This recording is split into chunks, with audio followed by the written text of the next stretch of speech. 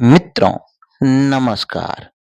भारत में लोकसभा चुनाव 2024 के लिए मतदान का आगाज 19 अप्रैल को हुआ था। अब पूरा देश चुनावी रंग में रंगा नजर आ रहा है। 7 चरण में पूरी होने वाली चुनावी प्रक्रिया के अभी तक 4 चरण संपन्न हो चुके हैं।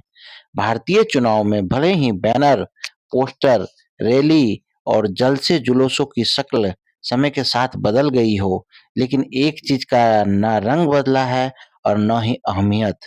इस खास चीज के बिना भारत में चुनाव की तो कल्पना ही नहीं की जा सकती है। जी हाँ, हम बात कर रहे हैं मतदान से पहले हर वोटर के बाएं हाथ की तर्जनी उंगली पर लगाई जाने वाली नीली स्याही की। लेकिन क्या आपको पता है कि चुनाव प्रक्रिया में इस्तेमाल होने वाली इस खास स्याही की कौन सी कंपनी बनाती है? भारत में मतदान के लिए भले ही बैलेट पेपर्स की जगह ईवीएम ने ले ली हो, लेकिन क्यों इस स्याही का कोई और विकल्प नहीं आया है? भारत में चुनावी प्रक्रिया का पर्याय बन चुके गाढ़े नीले रंग की इस स्याही को बनाने का जिम्मा भारत में एक ही कंपनी के पास है और ये सरकारी कंपनी है, मैसूर पेंट्स एंड वर्निश लिमिटेड।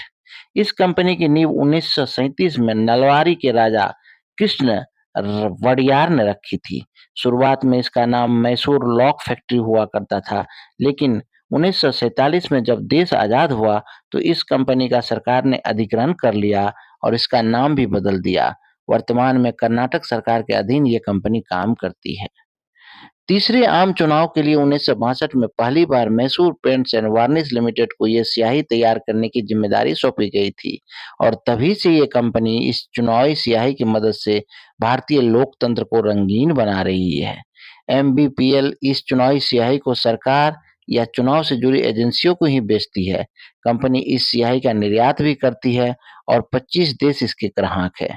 174 रुपये की एक शीशी की कीमत एक अनुमान के अनुसार 2024 के आम चुनाव के लिए मैसूर पेंट्स एंड वर्निश लिमिटेड ने 10 एमएल की 26.5 लाख फाइल्स की सप्लाई भारतीय चुनाव आयोग को की है।